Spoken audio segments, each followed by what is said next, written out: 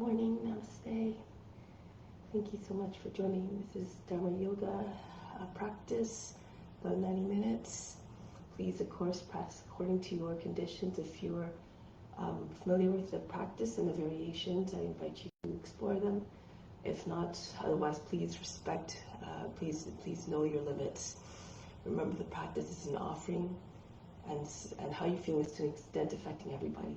So practice in a way that is mindful, that is conscious, and that won't bring you into a state of pain or suffering or anxiety or distress. This is not what you want to transmit to others through your practice. So on that note, let's begin. Sit tall and straight. Close the eyes. Bring the attention inward.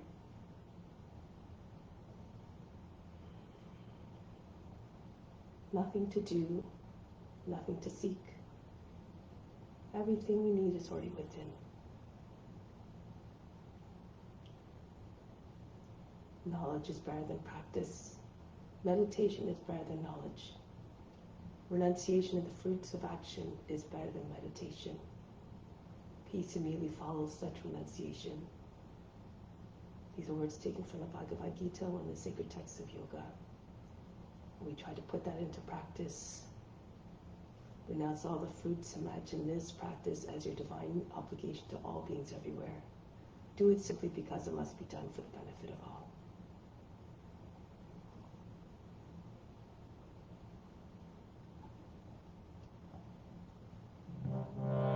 So begin with the sound of Om 3 times to attract divine attention.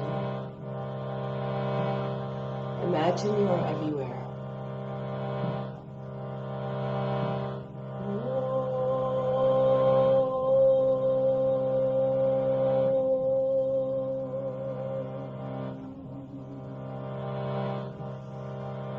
Fix your mind on God alone.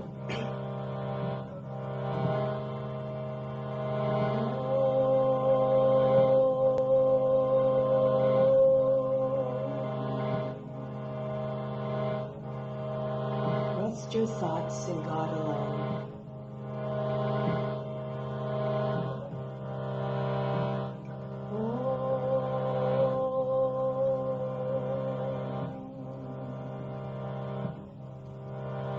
And in God you will live hereafter. Of this there is no doubt.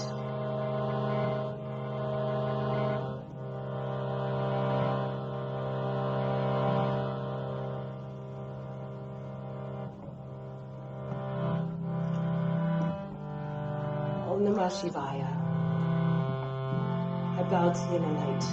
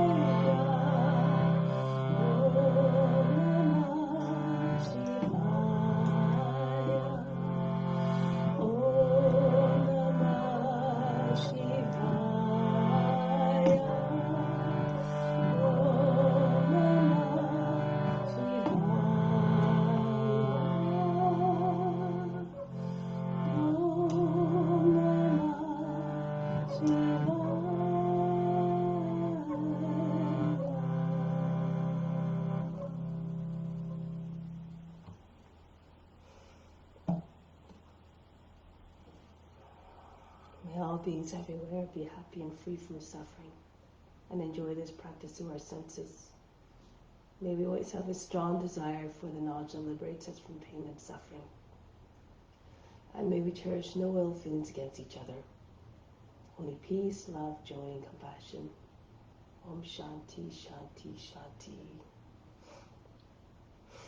So now we're going to do a bit of pranayama just for a moment. So it's good to clear your nostrils before you start the pranayama practice. Okay, so now let's begin with some Kapalabhati. This is a breath that helps to oxygenate the blood and aerate the lungs. It tones the core and it generates some heat.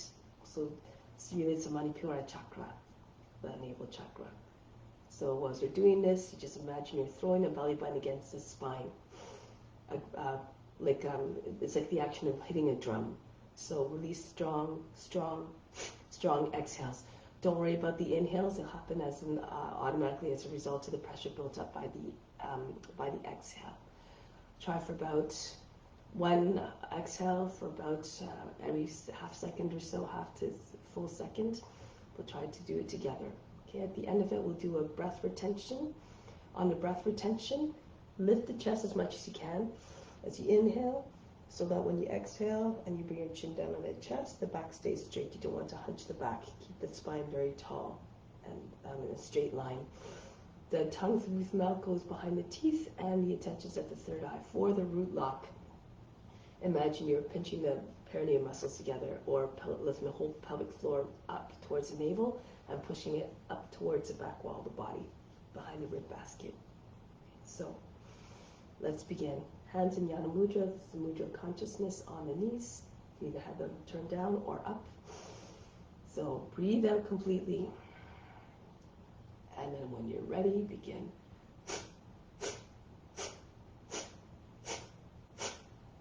Really work the diaphragm. Keep the shoulders very still.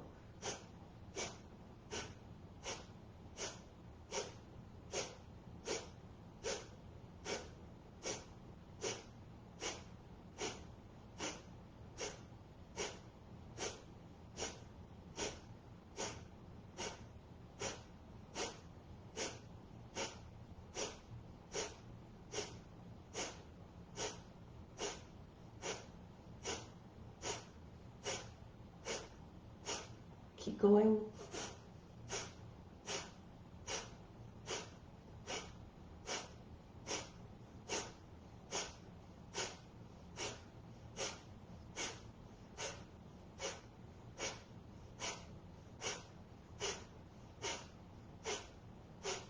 Five, 4, 3, 2, 1. Push all the air out of the lungs. Now take a deep breath in. Remember to inflate the lungs, lift the chest. Hold the breath now, chin on the chest. Apply the throats in a root lock, third eye attention. All the attention goes up to the space between the eyebrows to attract all the prana there.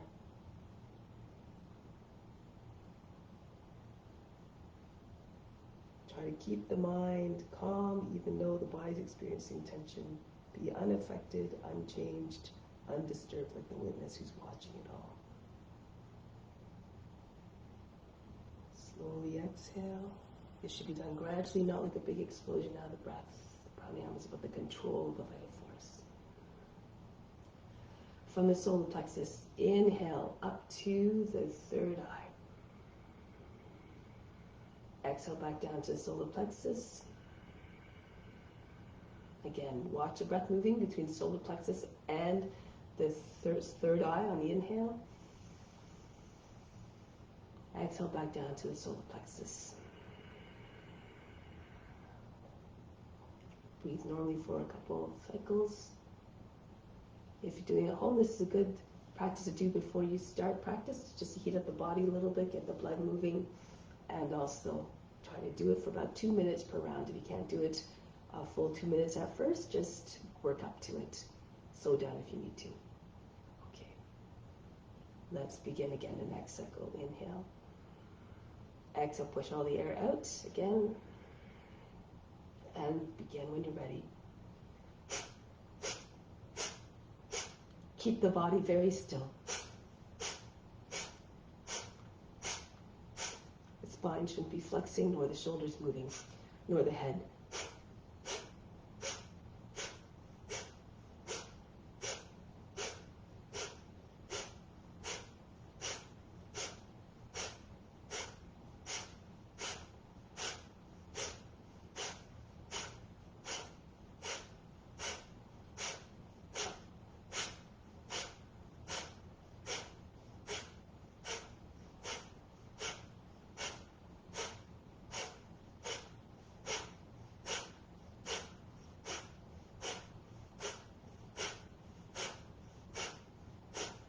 Going.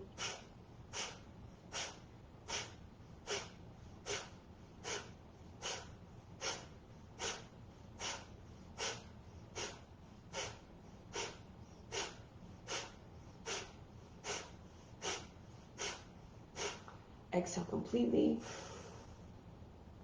Take another deep breath in. Expand the lungs, raise the chest. Hold the breath, kumbhaka, third eye attention again. Apply the throat and the root lock. All the attention goes to space between your eyebrows. Everything stops. All the mental activity, the mind, the physical movement, and the emotions as though they're frozen. Make sure you stay tall. Don't slump back into your hips. Stay tall.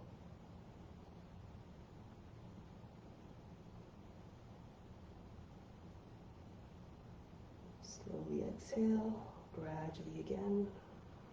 Release the locks, the tension at the throat and the root. From the solar plexus, again, inhale up to the third eye. Exhale back down to the solar plexus.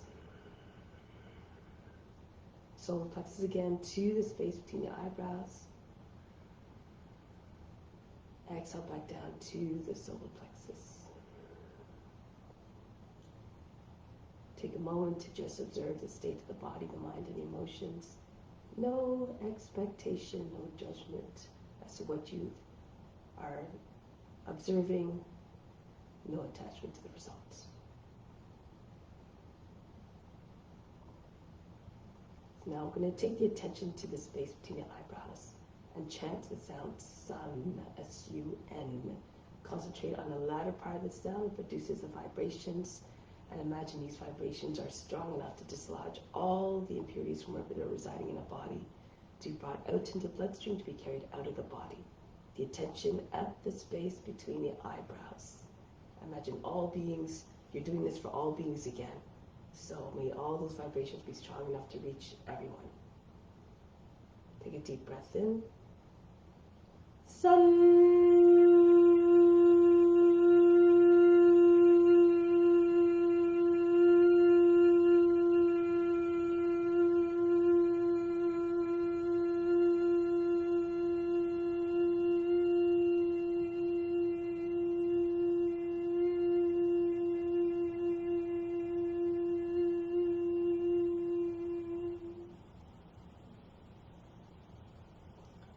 One more time, even though the sound has stopped. Feel as though the vibrations are continuing doing their work. And we'll continue with more vibrations now. Inhale. Sun.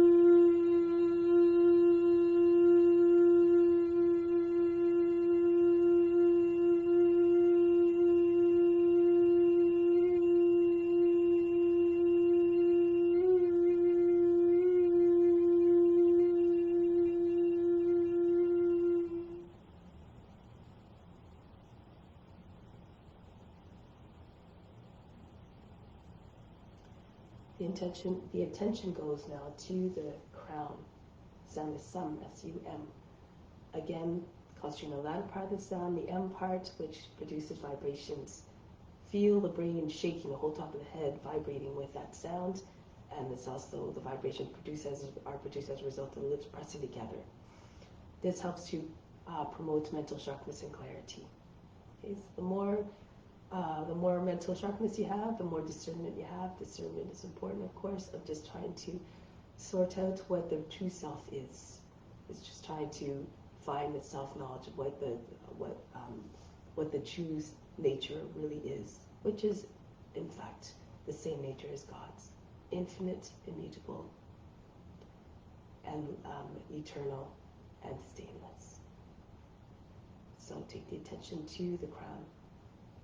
Inhale.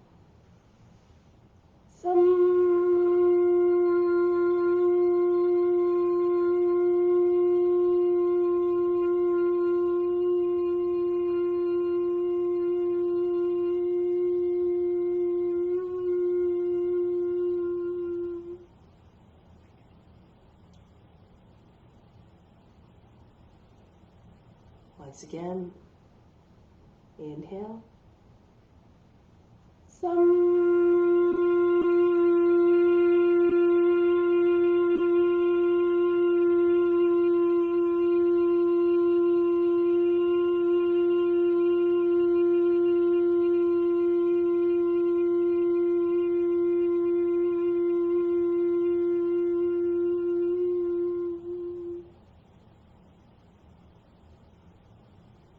Take a moment again to observe the state of the body, the mind, and the emotions, and the effect that this had on that.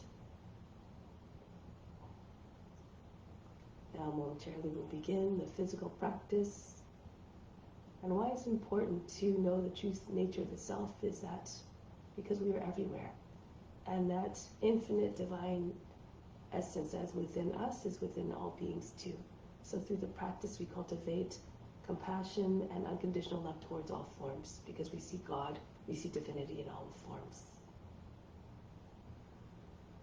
So just take a moment to set that intention of trying to merge with the form, trying to find a divine union with God who is within all forms, all beings.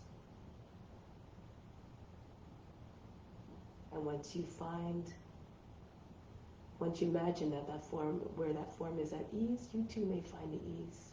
And through the ease, you find a quietness of the mind.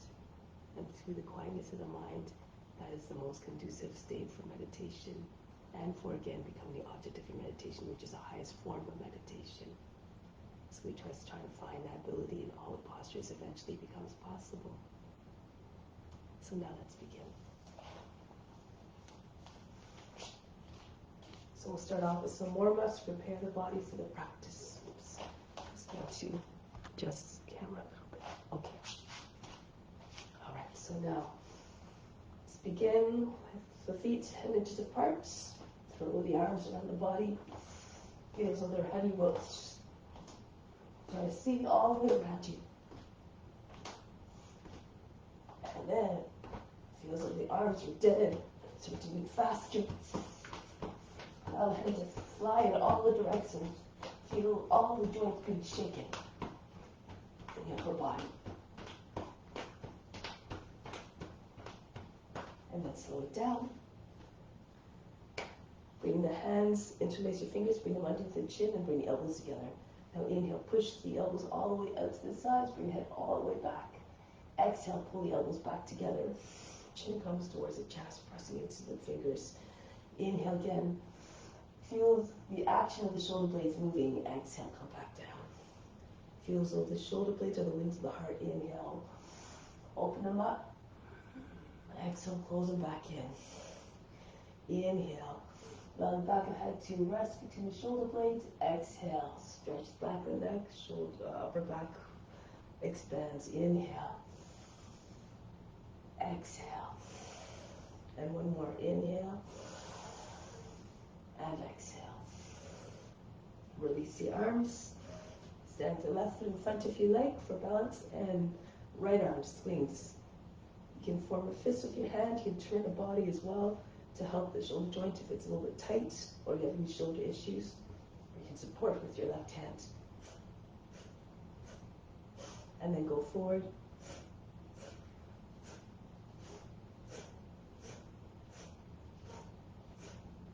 Now the other right foot forward, the right foot, throw the left arm back. Feel as though you're winding up to throw a ball. And then go the other way. Imagine holding a weight to 5 pounds in your hand. Good. And then from here, take your feet in line with one another. Raise your arms up over the head. Take hold of the opposite elbows, bend to the left, and go to the right. Keep switching back and forth with each bounce. Try to go a little bit deeper, but try not to make folds in the waist. Stretch. Side to side. And then one more. And the other side. Come back to the center and release. Next one's called Breath of Joy. You have to do it with enthusiasm to make it live up to its name. First two movements on the inhale, last one on the exhale. Imagine you're tossing all the negativity out of the body. It looks like this.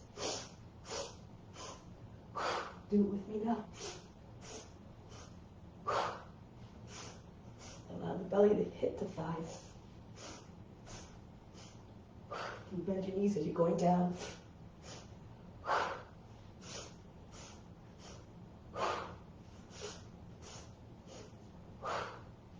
Do it with enthusiasm, remember. And one more. Just allow the body just hang out there for a moment to stop shaking and bouncing.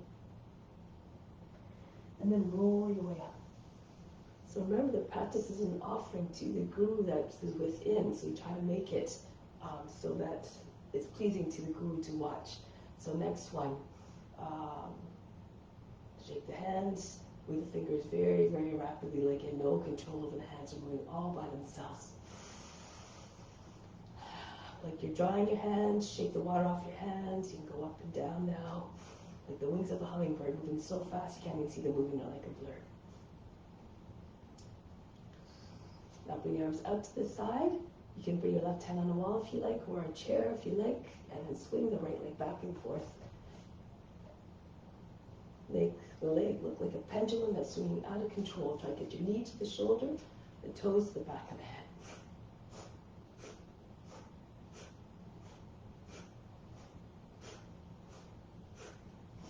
And then the other leg.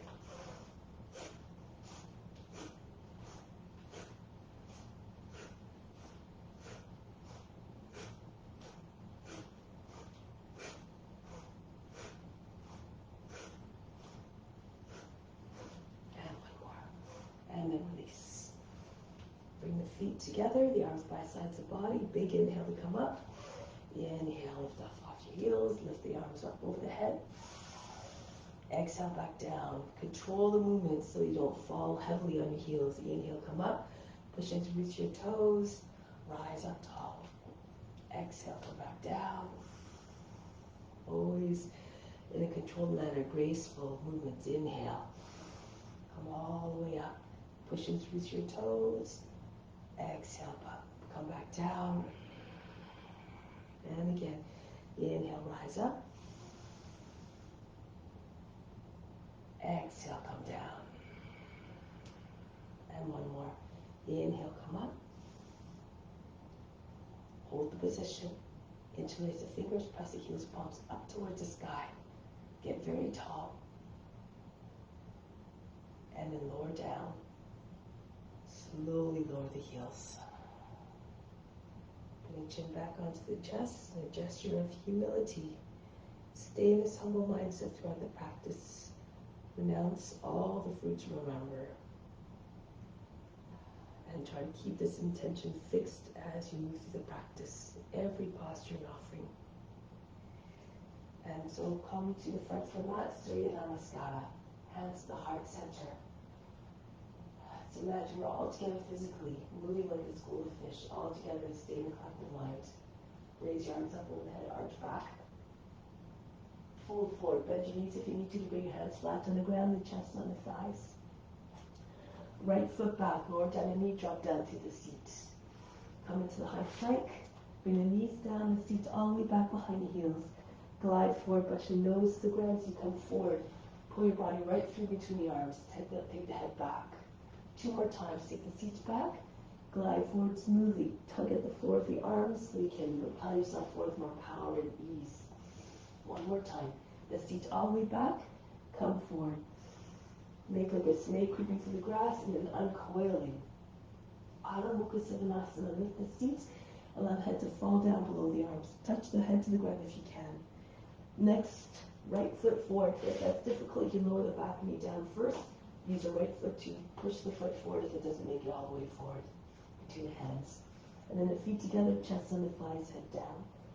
Come right to standing, reach up over the head. And then come back home, hands to the heart. Raise your arms up. Just breathe naturally. Don't worry about the breath. Move the body, the breath will follow. And deliver more power and ease and grace to the movements. Left foot back here, into the plank. Knees down, the seat all the way back. Glide forward. And the blessed are those who imitate the teacher, in this case a snake, physically. Imagine having a boundless range of motion like the serpents. Take the seat back. Come forward again. Twice blessed are those who imitate the form physically and mentally. Be regal and wise like the serpents. One, again, take the seat back, glide forward. 3 times blessed, you can copy the teacher. Physically, mentally, and spiritually tap into all the divine virtues of what you're representing. Take the feet up, melt the hearts. And then the left foot steps forward to the hands. Feet together, Uttanasana, bow down in own humbleness. Come all the way to standing, reach up over the head. And then back home, hands to the heart. Go up and back. Go forward. Fold the body in half. Right foot back. Into the plank. Ashtanga Namaskara, knees, chest, forehead to the ground. Come forward as you come up. Pick the hips up off the ground and the knees, upward facing dog. Back into downward facing dog. And then the right foot steps forward to the hands. All the movement is purposeful, mindful, and quiet. Uttanasana, pull the body against the legs. Come right to standing. Hands bounce the heart. Try to tap into the consciousness of each movement. Going up and back. Open yourself up to divine grace. Folding forward, bowing down in humbleness. Left foot back. Into the plank. Every movement a reflection of devotion and surrender. Knees, chest, forehead down, and right into upward facing dog again. Push into your hands, your hips and knees lift up off the ground, the legs on the ground. Back into downward facing dog. Of course, modify according to your condition. Left foot again steps forward. Feet together, Uttanasana. Bow down again. Come all the way up to standing. And then return home, hands to the heart. Go up and back. Come forward. Bow down as though in humbleness. The right foot back. Into the plank. This time you can do Ashtanga Namaskara if you want. If you're strong, you can bring your seat back without dropping your knees or hips to the ground. Come right forward into upward facing dog. You have to push the elbows into sides of the body and press the reach your toes. Stay here for a moment. Imagine you have a hinge at the top of your legs and trying to fold the body in half. But try not to create a big fold across the lower back and the back of the neck. Look like a dog howling at the moon here. Chest in front of your arms. Now back into downward facing dog. Lift the seat. And here, without bending your arms, try to get your chest closer to the ground, your belly to your thighs. And if you can't, straight the forehead to the ground. If you're very flexible, maybe the nose and the chin can come down even. Look like a dog stretching its back. Most importantly, exhibit the loyalty of the dog to its master. And then from here, the right leg comes up, Ekapada Adho Mukha Savasana. Step the foot between the hands. Shoulders over the fingertips, the foot lands lightly. No big heavy thuds, no jerky movements. Fold the body down. Come right up to standing. And then return home, hands to the heart. Go up and back again. Keep being a witness, watch the body moving all by itself. Left foot back. You have to imagine yourself in the practice that you're trying to attain. With constant practice, repetition, you will arrive. Take the seats back again if you like. Come right into upward facing dog without dropping your legs to the ground. Actually, just get this image of the dog howling at the moon. Create that image and realize it. Back into Adho Mukha Savasana now. That quality of the dog, the loyalty, is already within you, as are all the qualities. You just have to turn them on. Now raise the left leg up, Ekapada Adho Mukha Savasana. Step the foot between the hands. Feet together, Uttanasana. Head down. Come all the way up to standing. and come back home, hands to the heart. Adding on now, raise your arms up. As you go forward, bend your knees, land your belly on your thighs, join your hands by the back and pull them right over your shoulders. Try to get your chest below the knees. Now, bring the right foot back. Without touching your fingers to the ground, come right up into Kapiyasana. Pull your arms all the way back as far as you can, beside or maybe behind the ears. And then take the hands back down. A different variation this time. If you like, swing your left leg all the way up. Ekapada Adho Mukha Savadasana. Come forward, shoulders over the fingertips without dropping your leg down. Lower your chest down first. Again, the elbows have to come into the sides of the body, push into reach your toes. If you need to, you lower your knee at the same time as your chest is lowering. As soon as your chest touches down, the left foot comes down, right into upward facing dog. Downward facing dog. Right leg comes up, send the foot between the hands. Back knee down, again, Kapiyasana. Bring your arms all the way up and back. Think of a monkey that seemingly has no bones in their arms. Completely loosen your arms. Now bring your belly forward onto your thighs, swing your hands behind the back. Again, without touching your fingers to the ground if possible. Uttanasana. Pull the arms up over your shoulders. Head close to the feet. Come right up to standing. Hands back to the heart. All the transition seamless, graceful, fluid like you're doing a divine dance devotion. Bend your knees, land your belly on your thighs. Uttanasana, the head touches down to the feet. And then the left foot back. Hold the breath as you move your left foot back, so you move with control. Right into Kapiyasana. Pull your arms all the way back. And then send the hands down. Push into your hands. Swing the right leg all the way up. Come back into high plank. You can modify by putting the foot down at this point. Knees, chest, forehead down. Or lower down with your chest first.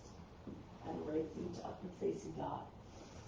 First time you see it might not be so easy, but with constant practice, the body gets accustomed to the movements, and they come with ease. Left leg comes up. Send the foot between the hands, back knee down. Kapiyasana. Pull your arms back, open up the chest, radiate your inner light. And then come forward again, belly on your thighs, hands behind the back, and pull the hands all the way up off your back, right over your shoulders, maybe in front of the head. Come right to standing, reach up over the head. Come back home, hands to the heart. Go up and back again. Same movement. Bend your knees, land your belly on your thighs, pull the hands right over your shoulders. And then the right foot back, lower the knee, right into Kapiyasana. Hands down, swing left leg up. Imagine your shape shift, you're moving between the forms effortlessly. Lower down, Ashtanga Namaskara, or this version, right into upward facing dog, back into Adho Mukha Savadasana. Immediately the right leg comes up, and then step the foot between the hands. Move the shoulders over the fingertips. The foot again doesn't land the big heavy thud. Arms up over the head. Reach back. And then lean your belly into your legs. So your hands behind the back. Hold the breath. Left foot comes into the right. Uttanasana. Come right to standing. Reach up over the head. Come back home. One more time. Raise your arms up. Stretch the whole front of the body. Pull the body down. Bury your mind deep in the heart. Watch the body move even more grace and steadiness and ease. Left foot back into Kapiyasana. And send the hands back down. Swing the right leg all the way up and back. Ekapada. Come forward into high plank. Lower down. And then right through into upward facing dog. Adho Mukha Savadasana. Left foot comes up. And step the foot between the hands.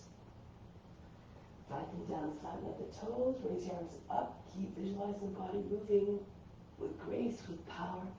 This will manifest in your practice. Join your hands together, right foot meets left. Uttanasana, bow down as though in humbleness again. Come all the way up to standing, reach up over the head. Arch back, chest up. And then come back home. Take pause here for a moment. From the heart, inhale the left from heart up to the crown. Hold the breath. Imagine that love going into all beings everywhere, unconditionally, to all forms. Exhale back down to the heart. Remain established in divine, unconditional love for all. And release. Continue with other movements, now other standing poses.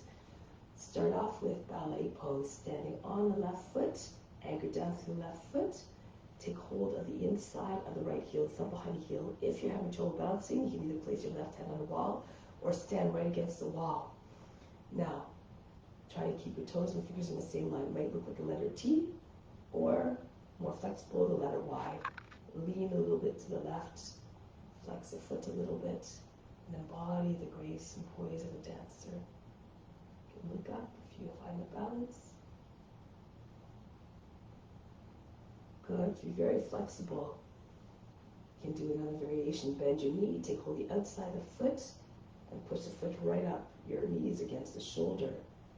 And then you can take your right arm out to the side and keep it on a foot. For flexible practitioners. Whoops, sorry, lost that for a moment. Okay. Whatever happens, remain unconcerned. And then from here, take the foot down, and then bring it all the way back. Even bend your left knee, land your belly on your thigh. Get your head about the height of the knee and swing your right, bring your right foot up higher. If you can, over the head. If you need to take your fingers to the ground, all good. And then press into your left foot, come back. So again, whatever happens, remain unconcerned, unjudging. Just do your best. It's the effort that's most important. Anchor down to the right foot now. Do it on your right foot now. Left foot comes up. Again, take your the height that's appropriate to you. Try to keep your left leg straight. If you can't, you can hold underneath the knee if you need to. Okay, so modify as you need to find the pose that is suitable for you. Or bring it up higher, or again, you can do the variation. Fold the foot in towards your shoulder. Take hold of the outer edge of the foot and bring the left leg up higher, right against the shoulder.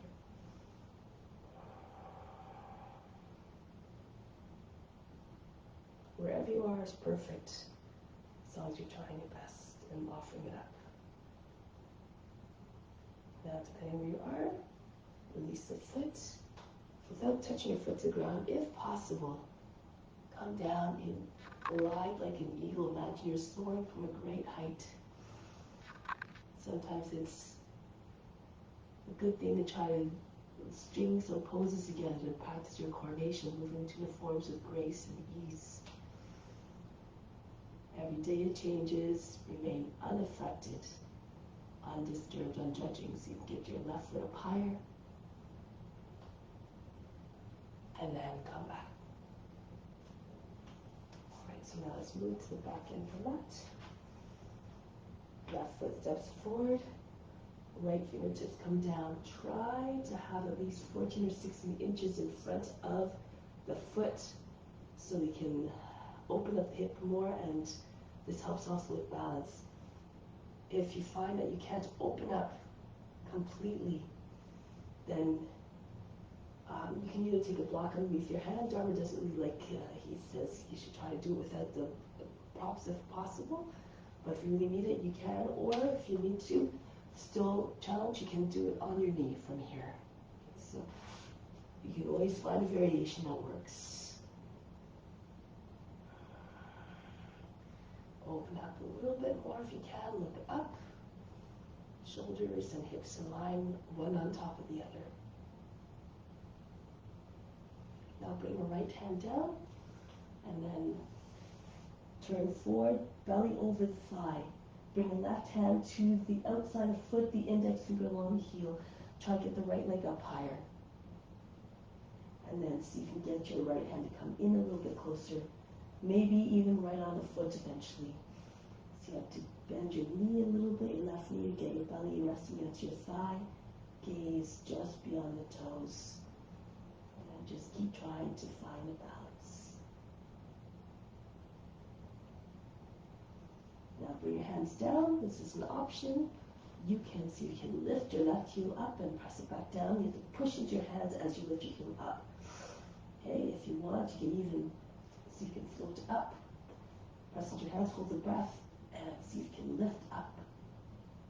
You might be able to come right into handstand if you like. And if you fall, no big deal. You just go to the other side. It's good practice for Urdhva Dhanurasana. And so again, push into your hands, see if you can come up, maybe 3 to 5 times.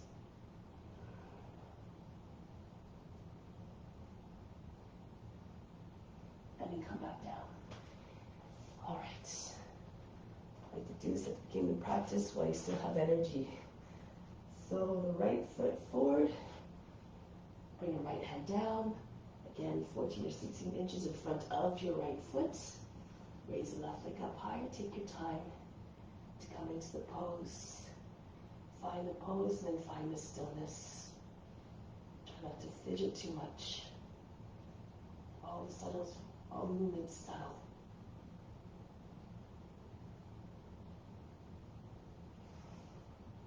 Bring the left hand down. Turn so that your belly is centered over the right leg. Take the right hand to the foot, the index finger just on the outside of the heel. So you can raise that the raised leg a little bit higher.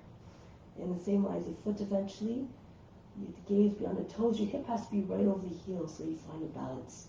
You keep on walking your left hand in until that can go on the foot as well. Index finger on the inside of the heel.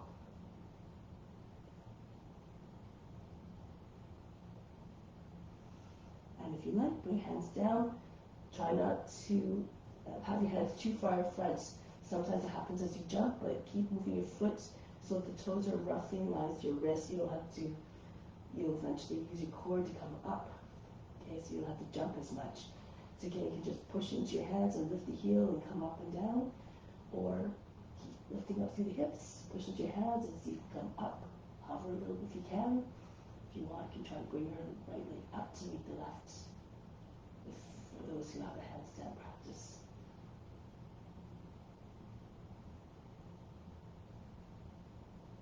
Good. And then come back down. Release. So let's continue. Stand in the middle of the mat. Bring the fingertips in line with the elbows. Jump your feet apart. Go to the left. Bend your left knee. Sink into the hip. Try to get your body nice and low. Your knees over the toes if you can. Look steady and strong. Like the warrior, enter into the warrior consciousness. Always ready to render divine service. Now bring your right arm up to meet the left. Virabhadrasana. Look up as though to say, I'm yours. Grab a higher devotion.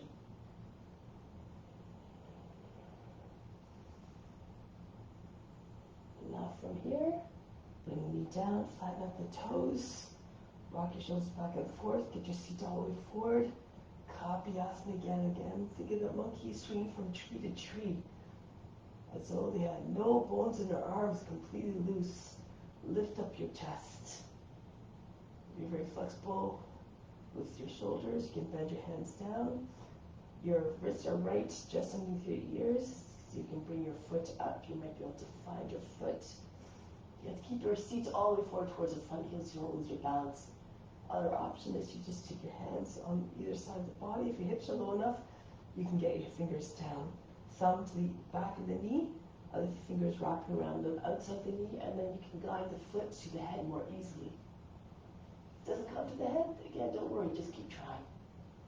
And then eventually you can take your hands up. If it's too much, you stay in Kapiyasana. You can stay with your hands on the knee like this, lean back, or you can do other variations.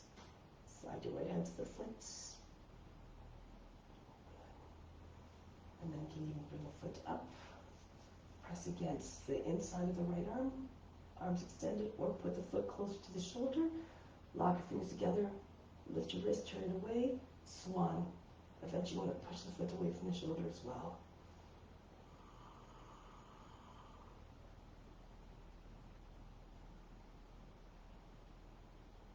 Break the pose.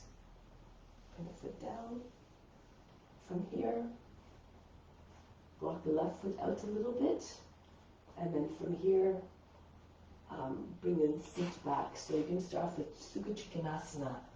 So come up for a moment, so your hips are over your shoulders, arms out to the side, left hand comes down, right arm comes up. Push the left shoulder against the inside the knee. You can stay here, or you can bring the right hand behind the back.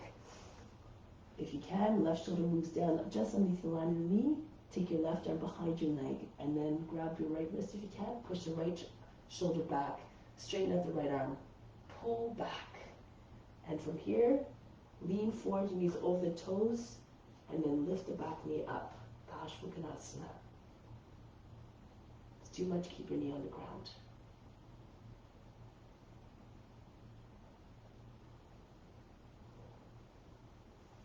Now from here, release. Come forward, and then spin on the foot. If you can, keep your knee up off the ground. If you did the Paschimottanasana, the right arm comes up. Go to the outside of the left leg. Armpit sitting on the outside of the knee. Left hand pushes into your right. And push the left hand right down into your left hand right down to the right, so the belly comes higher than the thigh. And then turn the chest all the way up. Keep pushing to the back heel. If you want to take a bind here, this way you want to have the armpit on the knee. So you have lots of the elbows and the space underneath the knee. Left hand slides the arm underneath. Assists the arm underneath, and your left hand then goes over your back. Join hands underneath the belly. Sometimes it's easier to do it this way when you have more space underneath your legs, or you bring your knee down if you're losing your balance. Find your own tricks to move into the poses efficiently, and then stay again in stillness. Merge with the form.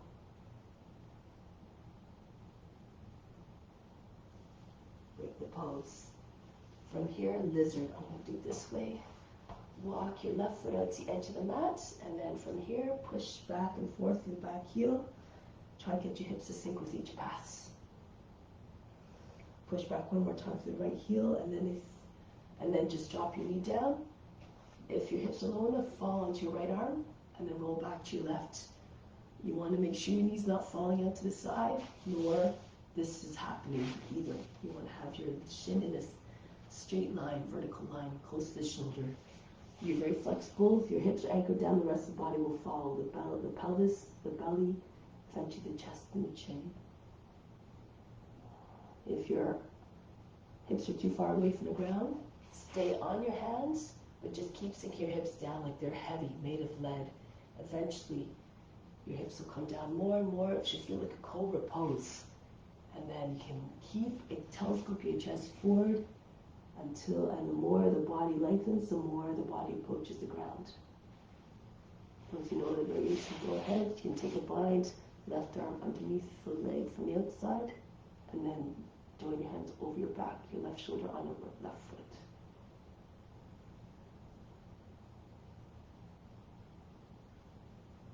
Be like a lizard sunning itself in a warm earth.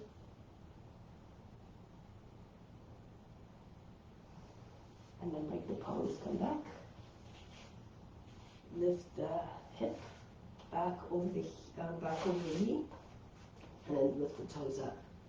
Now bow down as though in humbleness again. Bring your right foot to the left a little bit. Sink your belly onto your thigh. Where you want to find more release, take your attention there. That's where the prana will go. If this is very easy for you, bend your left knee, bring your seats all the way forward, and bring the right foot back, bring the toes under. Hanumanasana, slide your left foot out, and then bounce. Try to get your hands beside your hips, so your body stays upright. And then just pause here again. Don't go to the place of pain or suffering or anxiety or distress. Go to where you can find coming to the edge of your potential by going in a mindful way. If you know other variations, you can go ahead. You can come right up if you're all the way down. You can come forward if you like. Lots of different variations. More flexible. If you want to do a back bend one, you can try to bring your foot up to your head. Wherever you are is perfect if you're offering up.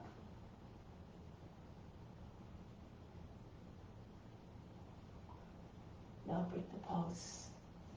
From here, hand and toes under back foot, slide your left foot back. It's depending if you did Hanumanasana or not. And then come back to standing. Spin towards the long edge of the mat and come all the way up. Go to the right. Bending into your right knee. Turn around 180 degrees if you can't see the screen. Again, come forward with determination, with power, with presence. Even in the transitions, you must stay engaged because the witness is still watching from within. God is still watching. Bring the left arm up over the head. And when you have that sense that you're doing this for God and God is observing, then the practice, you put that much more effort into it. Use it as your motivational force. Now bring the back knee down, flat out the toes. Kapiyasana, pull your arms back again. Any variation you like. Lean away from the leg, wherever you are, without folding the lower back. No big wrinkles across the lower back or the back of the neck. Again, if you want, you can try to take your variations, turn to your left, slide your left hand to the foot, and keep the right hand on the knee. Or you do your swan, or your spear. Kuntasana is this one. You can't get your bind right just yet. Otherwise, you want you to bind that foot close to your shoulder so that you can bind your hands, and then you just bring a arm to the other side of the head. Now, another way to get into the overhead one is you take your fingers over the foot from here, and then move the left shoulder under, tilt your head back, and just move your foot to your right, over your head. And then you can take your other hand to the foot. Lots of different ways.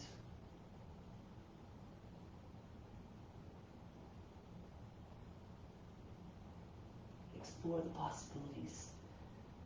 Now break the pose. From here, come back upright, move the right foot in, bend the toes under the back foot. The legs should be like a box. Sukha Trikonasana, the arms come out, and then tip down. Left hand goes up, right hand comes down on the inside of the foot. You may stay here, of course, or move into the bind. Left arm goes behind the back. Drop the right shoulder down, a little bit below line of the knee, so the right arm can go underneath the leg. Left arm then goes down behind your back, and you catch your left wrist with your right hand. Pull the left shoulder back. And you can stay here, or lean forward a little bit, more weight in the foot, the knees over the toes, and then pick up the left knee up off the ground. It's like you're sitting on your arm. Then push the left shoulder back. Make sure you're not staying hunching forward like this. Okay, push your left shoulder back. Straighten out your left arm. Pull on the hand, the wrist. And then break the pose, come up, spin on the back foot, so you're turning forward, left arm up. I'll do it this way so you can see from another angle. Go across to the right. Notice how low my arm is. The armpit is on the outside of the knee. If you can get it there, then this is what makes it more easy to take the bind. The right hand pushes into your left. You don't stay here. You push your right hand to your left so the belly comes higher in the thigh. If you're doing this version, send the chest to your thumbs. Right shoulder moves back. If you need to, you're losing your balance, you can lower the left knee down. If you want to take the bind, you do it with your knee down or keep your knee up. Your armpits on the outside of the knee. Use your right hand to push your arm underneath the body. With the knee up off the ground, you can get more space. It's not shortened by the left knee that's on the ground, and then your right arm goes. Of course, you can take your knee down. To do it, if you're losing your balance, but push your seat back so again you have a little bit more space for the arm to go underneath. And then join your hands together, and then you can lift the right knee up, the left knee up again if you like. Push the right shoulder back. Takes a little bit of time to find your ways to poses, but with constant practice you will arrive. Chest up.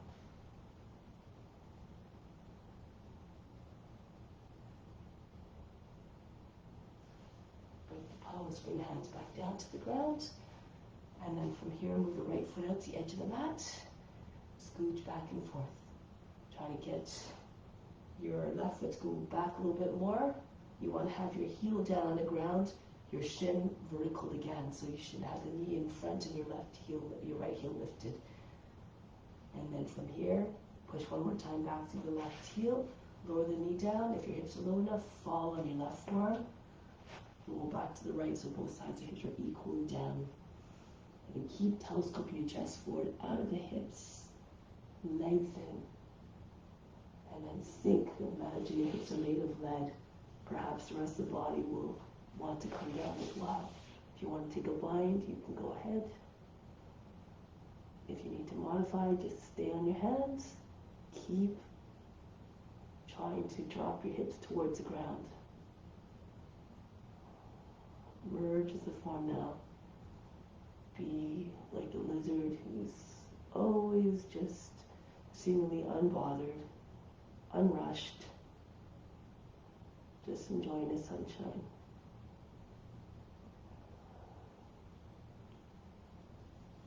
And then pick yourself back up, come back onto your hands. This way, so Adho, bring your hips back over the knee, the left knee, and then bow to your leg. Take your hands to the ankle, the heel if you like. Try to get your chest to go beyond the knee, your belly resting on the thigh. Release your back a little bit.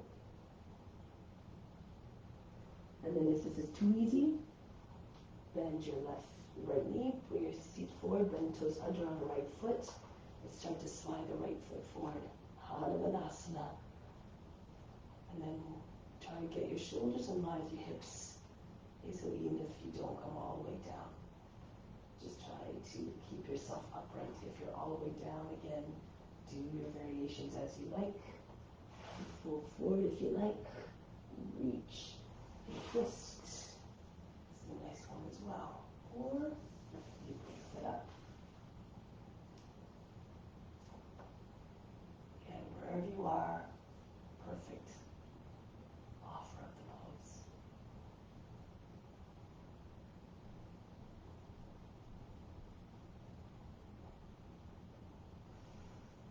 Now break the pose. And here we're just going to press into your hands, slide the right foot back, sit between your heels. And then from here, if you can't do this easily because your knees, you can sit on your heels and then bring your hands back and just go as far back as is suitable for you. Tilt the hips forward a little bit, curl the tail under. You're just trying to soften up your knees a little bit. If you can, you sit between your heels, Sudavyasana. You come right down, maybe on the forearms, hold your toes, or you come right down onto your back. You take hold of your opposite elbows over your head. Take a deep breath in. Exhale, just allow the whole back body to sink into the ground if you're on the ground. If you're sitting up, also just relax here. Good. Pull the toes, thighs together if you're on the back. And now bring your hands onto your heels. Push against the heels of your hands. Push into your elbows. Lift your back up off the ground. And make your way back up. Vasisthasana. So starting off in plank pose. On your left hand first. Turn to the right. Turn on your feet. Your ankles stay crossed. Make sure you're not dropping to your shoulder or sagging down to the hips. This is not sustainable. You'll feel very heavy very fast. It's also hard on the shoulder. If you need to, you bring your left knee down. You can do it from here. If you want, you can try to lift the right leg up.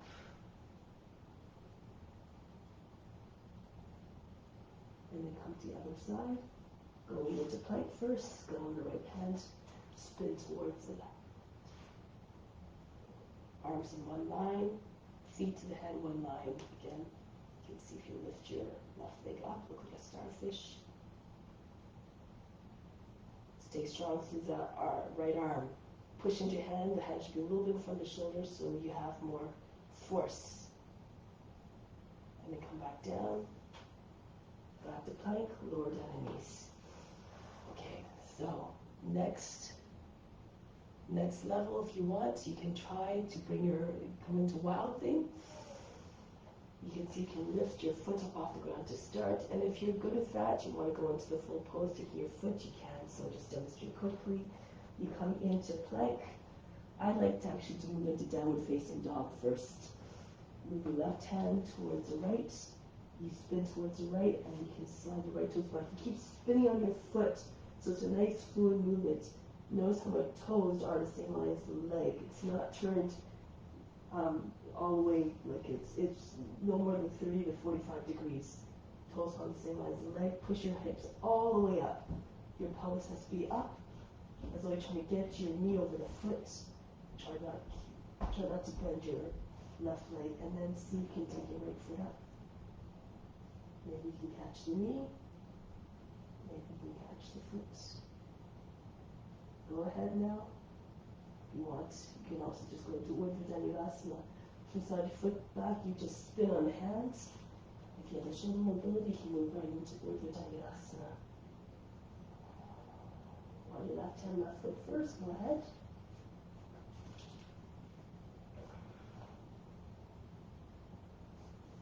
Okay, so you can even just see if you can get your toes up off the ground, even just for a moment. If you're on your knee, you can raise your right leg up. So you can take hold of the foot this way. All right. And now break the pose, go on the other side now. On your right hand and right foot now. Turn to your left. Side plank. If you need to stay there, you stay there. If you want, you keep spinning on your foot. Slide your left toes back alongside the right knee. Make sure, again, the foot inside edge of the foot is down. That's also an important point. If your foot's not completely anchored down, it makes it difficult to find a balance. Take your left foot up off the ground. Maybe then you can catch the knee. And if you have the reach, take hold of the foot. Keep your hips high. Push into your right foot.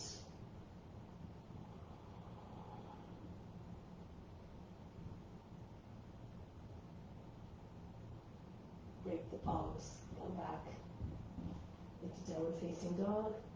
Lower the knees down. Child's pose. Forehead to the ground. Breathe in. Breathe out. Move all fatigue. Coming back. So now headstand, Shirshasana.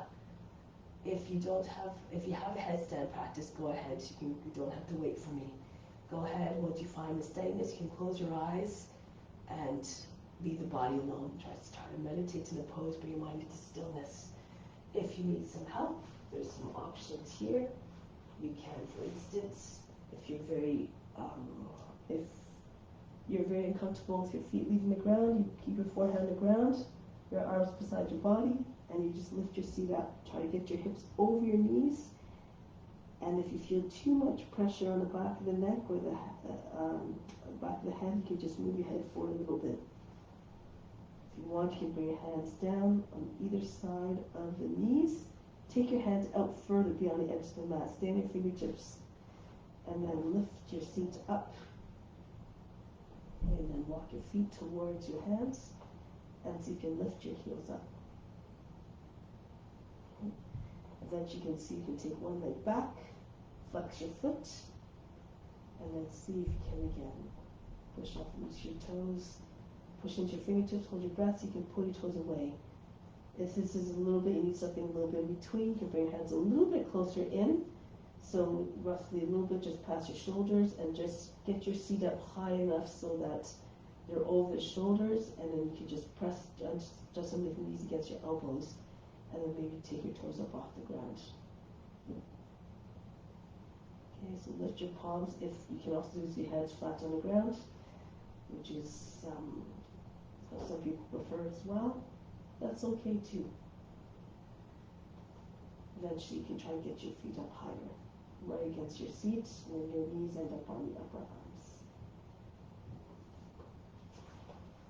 Okay. So just play around with that. One more option, if it's too much pressure for the head, those of you who are in headstand already can work on other variations. You can try to come off on one hand, off of one hand, or you can move your legs around, move your arms in different positions. Those of you who want another option because it's too much pressure for your head, take care of your opposite elbows, come in child's pose. You should be able to hold your elbows, opposite elbows easily on the outsides. Don't move your elbows, take your hands in front, interlace your fingers, and place your head between your palms. So the back of the head resting in your hands, and walk your feet in as close as possible towards your elbows. And then you can lift one leg up, all the way back behind you if you can. And see again if you lift the other heel that's in front up off the ground. Once you're ready to release, push into your forearms. Keep pushing through the back foot. The toes and the front foot peel away from the ground. Just bend the toes back. And this is maybe where you start, and maybe you feel like you need to stay. But if you can go further, you want to push back through that left foot as much as possible so that it goes all the way back. And then you can bring up, this will drive the other foot up, just like the counterweight. Feels all the legs were moving together. So flex your toes so your legs stay, so you stay engaged in the core muscles and the root muscles.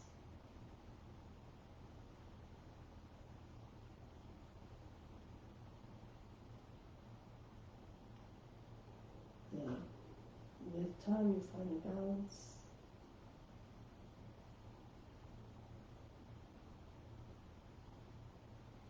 And then slowly start to make your way out of the pose. Come back into child's pose. Breathe in. Breathe out. Relax. Okay, so come up now. So another variation you do from headstand is to see if you can come into forearm balance from there. Otherwise, you just keep your head on the ground. Okay, if you're still working on headstand. So you could do this with a chair or a wall if you like. You place your foot on, you would start with your hands, elbows a little bit closer to the shoulders spread. You can bring your hands together like this. Start. Make sure your elbows are not out to the side. Keep them, again, inside the shoulders. Okay. And then from here, I like to spread my fingers also. Helps. You push down through the roots of your fingers, the finger pads, and the heels of your palms. Imagine you're an insect gripping a wall. And then you bring your feet closer and closer. Get one foot up. Bring your head down. Your head is just behind your wrists. And then again, the easiest way to find a balance is to split your legs. So first, come up. You can do this headstand. And then to pick your head up, push into your forearms, hold the breath. And so you can lift your head up. Okay, you can tilt your head forward if you like. And stay.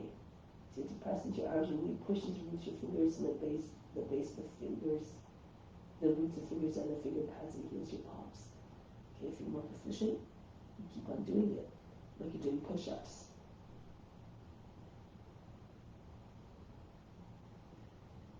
If you're, as Dharmaji says, professional, you can try to do it with your legs straight, or whatever pose you like with lotus. Okay, so give that a try. Again, if you're just beginning and you're not sure, you can do this against the wall. So you place a foot against the wall. It's hard for me to show, but just imagine you have one foot, the front foot in front of you, in front of the wall. You have to be close enough to the wall so that your knee is bent when your foot's on the wall. So you place your foot, your heel against your seat, and you push into your foot, and then you bring your other leg behind you, and see if you can find a balance there.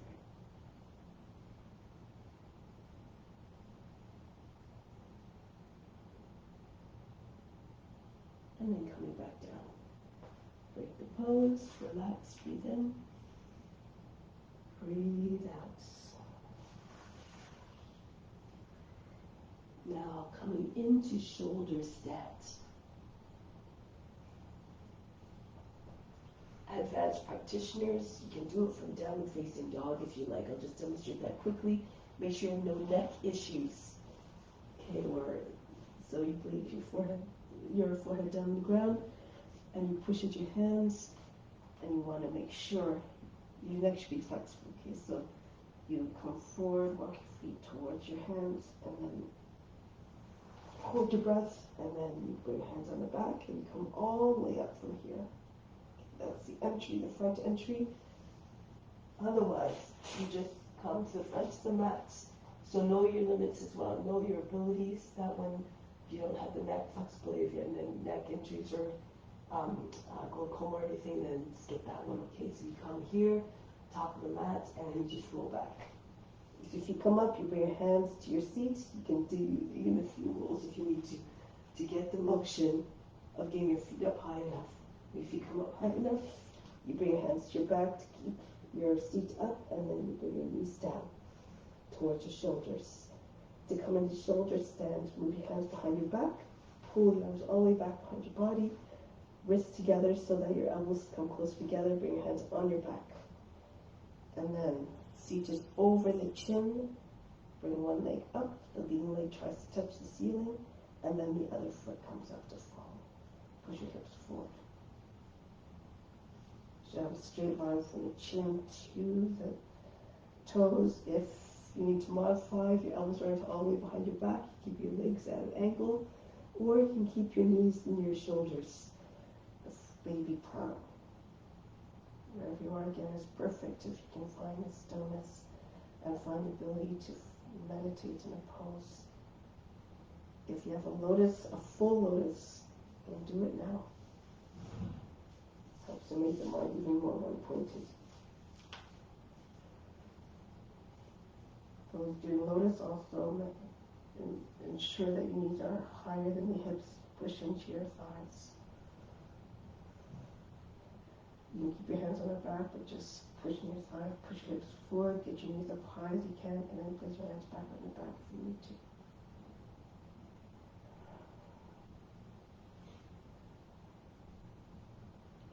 Nothing to do, nowhere to go but deeper within, beyond the body, the mind, and the emotions.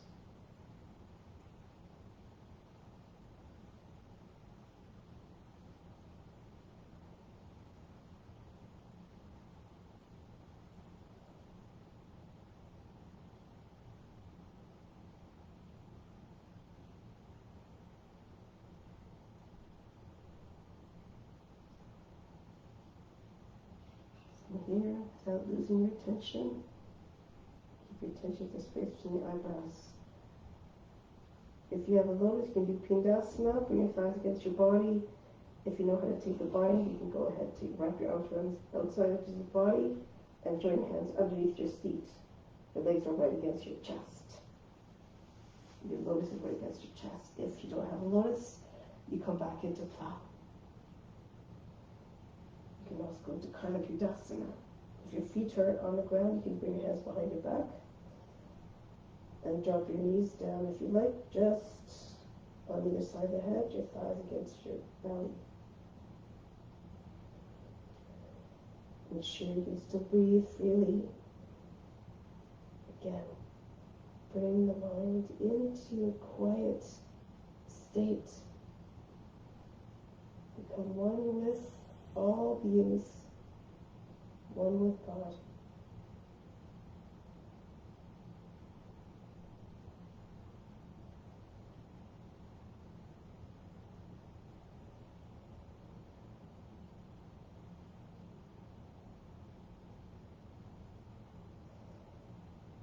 Now, getting ready to come out, pose slowly. Bring your hands behind the back. Actually, let's try another thing. Place your hands. If you can come into bridge from here, you can do that. So you can bring your hands on your back again. Come down one leg at a time so that you land softly. No big, heavy thumps. If you can't come into bridge from here, you just you can just come down and then bring your feet close to your seat and then come into bridge. Okay, so next pose is couch.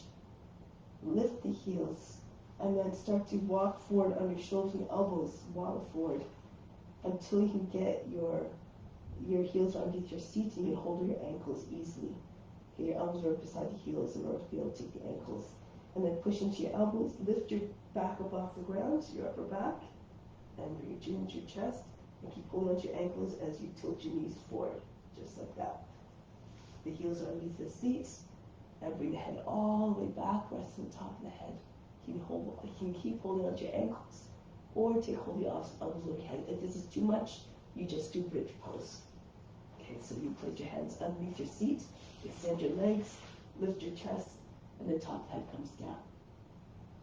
Now, wherever you are, whichever pose you're doing, breathe very fast now through the nose like a sniffing dog.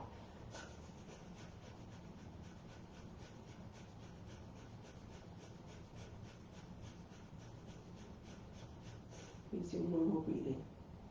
Now, those of you who are in couch pose, you have the option of going right to Urdhva Dhanurasana from here. Place your hands beside your head. Fingers are oriented towards heels. Turn your fingers out a little bit. And now push into your hands a little bit in front of your head. Lift your seat up off the heels. Hold your breath and come up. Right off. You might need to move your hands a little bit further away from you. You need to flatten out a little bit in order to come up. If you start in bridge pose, if you were in fish pose, you pull your heels towards your seat, and if it's too much for Urdhva Dhanurasana, you just lift your hips up. If you think you can do your Urdhva Dhanurasana from here. Place your fingertips beside your head, lie your head back behind your hands, turn your hands around, and then either keep your head on the ground or so you can lift it up. Again, play this pose a little bit, rock back and forth, lift your heels. Mother of all back bends. So words, a pose. Imagine yourself in it, going into it easily. After some time, the body will find the entrance into this pose with ease.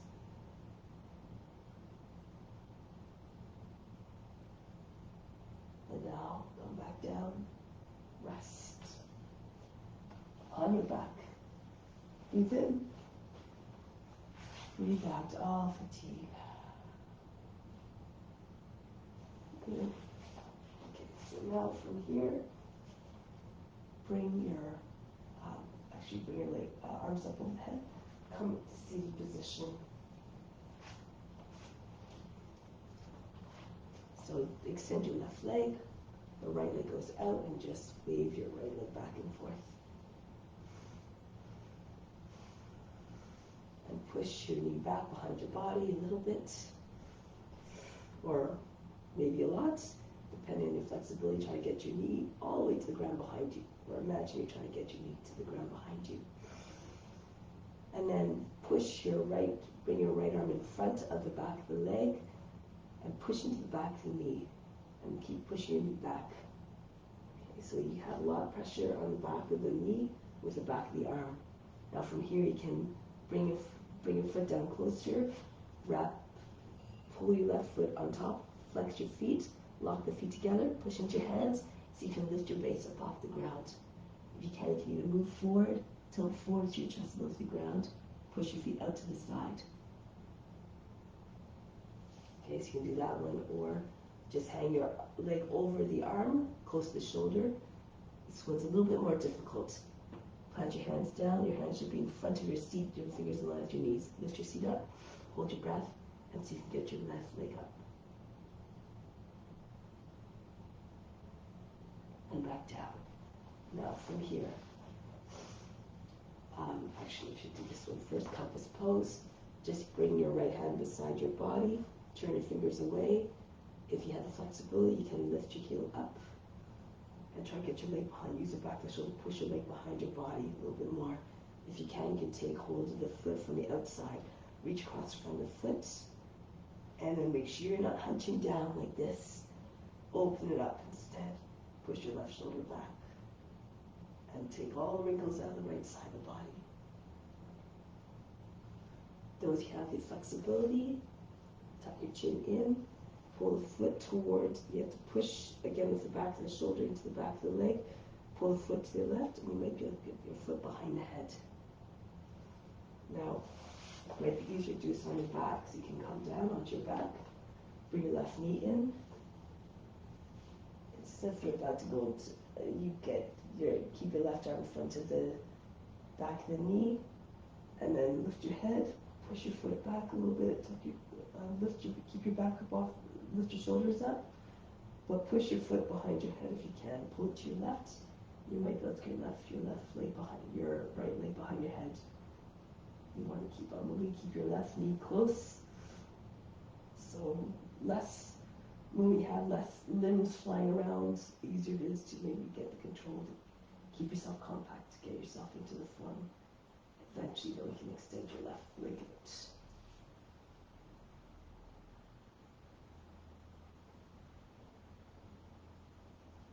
Now from here, break the pose. If you're lying on the back, you can swing your left leg up, press into your hands, and sit up. And then we'll do the other side. Right leg extends, left foot goes back and forth. Then push the foot back behind you, underneath the arm. Knee comes towards the ground behind you. Now bring the left arm in front of the leg, push into the back of the knee. Keep a strong connection to the back of the arm and the back of the knee. Hang your foot down lower towards the chest. Flex your foot and take the right foot on top. Hook your ankles together. Press into your hands. Bring your hands a little bit forward in front of the seat. Hold your breath and lift your seat up off the ground. You can just hang there or tilt forward. Bend your elbows so your chest is above the ground. Push your feet out to the side. Or, of course, you do the one with just the arm hanging over the leg. Keep it close to the shoulder so it doesn't fall, slip down the arm. It's going to, when your leg comes down further and further, it tends to drag the whole body weight down and you can't get your seat up off the ground. So keep it as close to the shoulder as possible. Flex your foot, push into the back of the knee. Hands, again, fingers a little bit in, bend your right knee, so that your fingers are in line with your knee. Lift your seat up by straightening your arms, and then hold your breath so you can get your right foot up off the ground.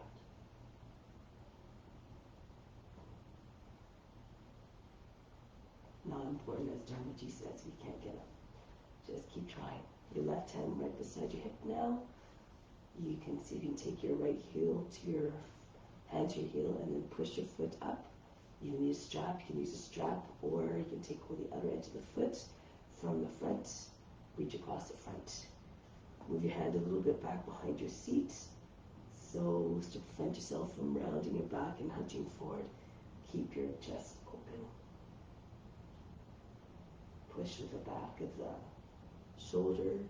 If you can take your foot behind the head, tilt your head forward, move your leg. Use the left shoulder, push your leg further back, and bring your foot behind the head, or do it on your back again. Roll down.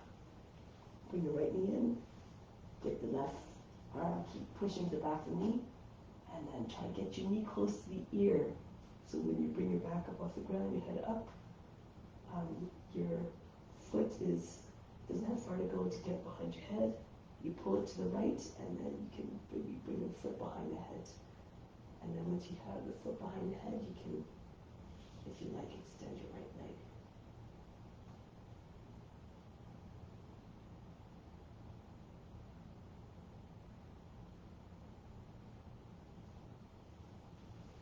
Break the pose. Come back. Come forward. Okay, so now come onto your back, into your front, sorry. Forehead on the hands, breathe in. Breathe out. Hands go underneath your shoulders, roll the shoulders back. Feet together, come up into cobra. If you need to stay in sphinx, you can keep your forearms on the ground if you need to stay lower. So, the modification is to take hold the edges of the mat, pull on the mat, anchor down through the hips. Keep your shoulders down, keep pushing your chest further away from your seat. And then you can lift your elbows up, walk your heads closer and closer. Try to take your head back, look like a cobra just uncoiling.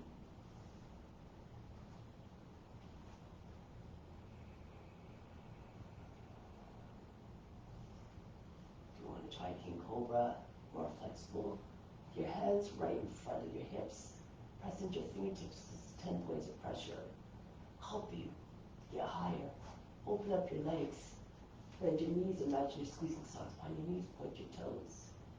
That you might be able to find your toes. Your toes might find their way to the head. Once they're on the head, you can then lower the heels and palms down.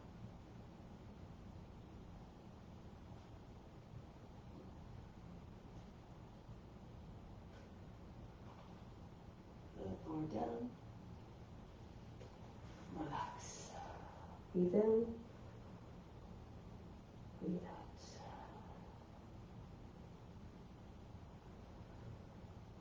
Bring your feet up. Take hold of the ankles, flex your feet. Lift your chest up. Push your feet away from you.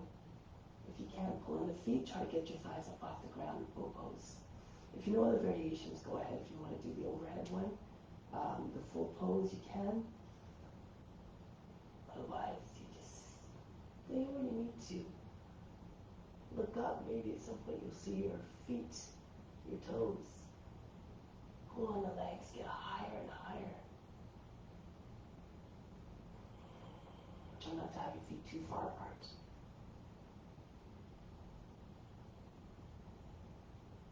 And then break the pose. Relax. Breathe in. Breathe out. Just roll out your back.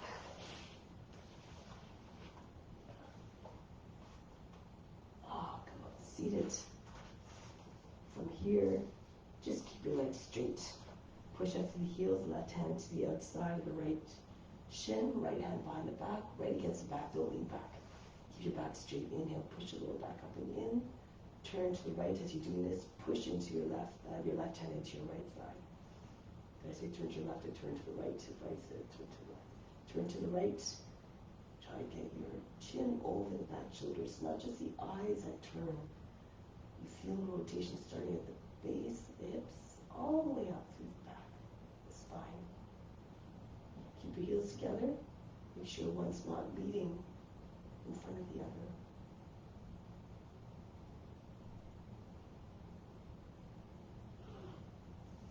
And then go to the other side. Left hand anchored down, right hand side of the back, the right hand to the outside of the left shin. Push your lower back up and in.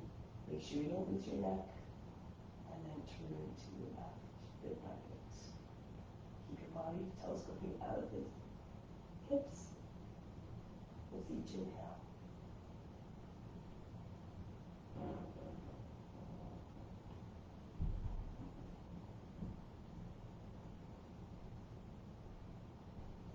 And from here, release, break the pose. Come down onto your back, Shavasana. Just relax everything. Take a deep breath in.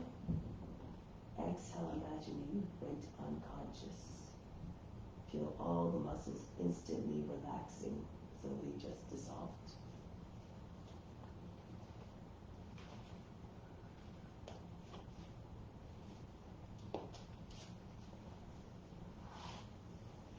Make yourself fully receptive to receiving all the gifts of the practice now.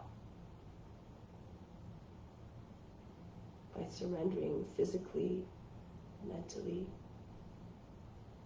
spiritually, emotionally.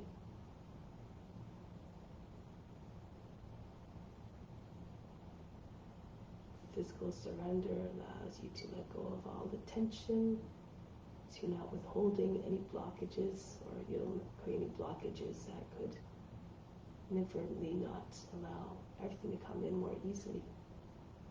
Mentally, accept everything with gratitude. They come as a result of benefits, come as a result, especially of offering up your practice. All the good you put out there comes back to you. And spiritually, everything you receive goes out to all beings as well. It's coming from outside, and beings are doing exactly as you are, offering themselves up, offering up the fruits of the practice.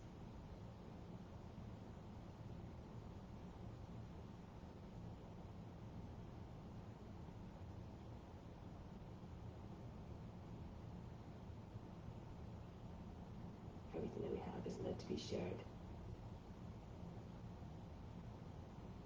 So whatever you take in, direct it to the spiritual heart, the center of the chest and right side of the physical heart where God resides. And as God is equally present in all forms, all those benefits will go to all beings as well.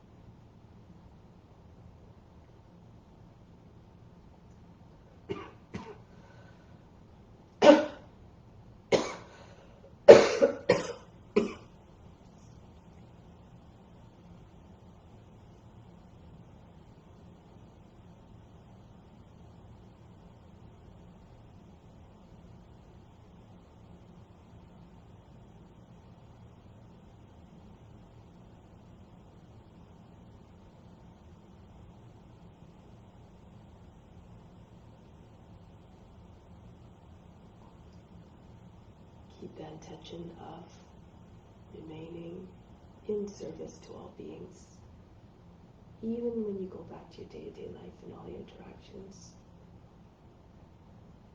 Try to comport yourself with humbleness, with humility, and demonstrate compassion and loving kindness towards all beings.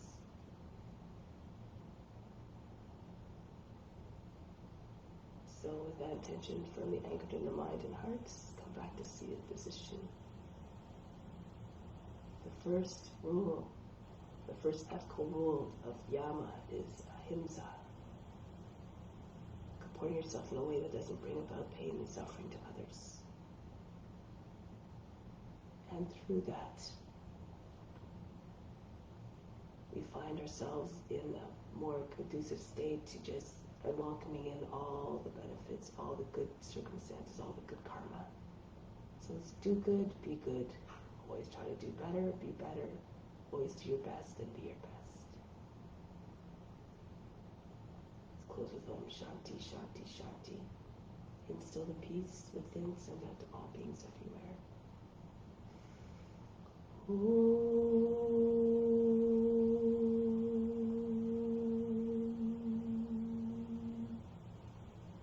Shanti, Shanti, Shanti.